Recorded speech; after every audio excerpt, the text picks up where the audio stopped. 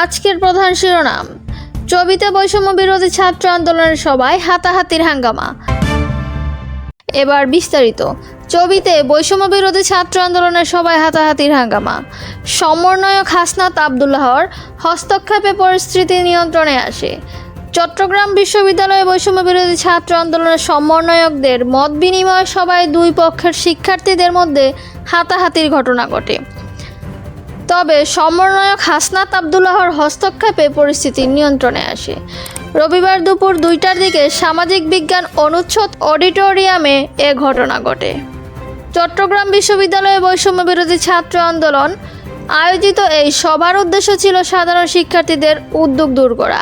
সভায় শিক্ষার্থীরা 5 আগস্ট চট্টগ্রাম গঠিত কমিটি এবং সরকার পতনের পর থেকে বিশ্ববিদ্যালয়ে বৈষম্য বিরোধী ছাত্র আন্দোলনের কার্যক্রম না থাকা নিয়ে প্রশ্ন তোলেন।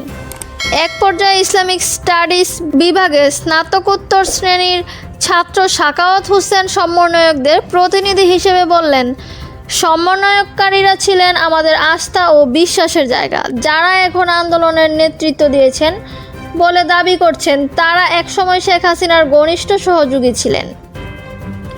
সাখাওয়াতের বক্তব্যে শিক্ষার্থীদের একটি পক্ষ ক্ষুব্ধ হয়। পরবর্তীতে দুই পক্ষের শিক্ষার্থীদের মধ্যে হাতাহাতি ও হাঙ্গামা শুরু হয়। কিছু শিক্ষার্থী দাবি করেন যে সমন্বয়কারীদের কর্মকাণ্ড নিয়ে প্রশ্ন তোলায় তাদের আওয়ামী লীগের সহযোগী হিসেবে চিহ্নিত করা হচ্ছে। এমন মন্তব্যে আবারও উত্তেজনা দেখা দেয়। পরে কেন্দ্রীয় সমন্বয়কদের হস্তক্ষেপে পরিস্থিতি শান্ত হয়ে আসে।